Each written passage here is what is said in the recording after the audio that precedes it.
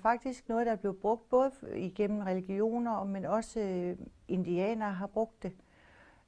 Så i dag der er det sådan, at disse symboler og tegn, der er inklusive farver, det er det, der er på et mandalakort, og det er en vejledning, der bliver brugt, som jeg bruger, når jeg tolker i mandalakort. Det er sådan, at man kan bruge det til en tolkning, eller? Ja, en vejledning om, hvordan du er bygget op selv, hvordan din personlige kerne er. Det kan være en vejledning i, hvordan du kan ligesom komme videre. Du kan have en eller anden ting, der skal belyses i en situation, eller hvad det kan være. Det kan være et job, det kan være på det private, det kan være mange ting, hvor man gerne vil have belyst, hvad man egentlig kan gøre.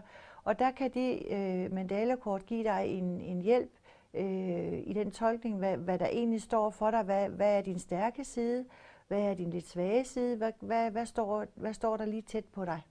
Ja. Se, der viser jeg dig lige sådan et kort, som det du har trukket her. Der er en masse lilla farver. Ja, der er en masse lilla farver. Ja, du sørger mig også lilla på i dag. Det er altså ikke lige noget med det at gøre. Men det lilla farver, det betyder faktisk, at man egentlig er meget intuitiv.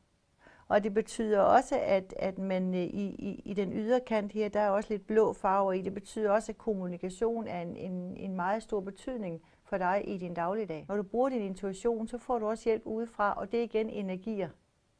Så at tolke i sådan et kort, det er ikke en færdigskrevet opskrift. Men jeg sidder også samtidig og kigger dig. Ja. Altså, så jeg ser dine energier.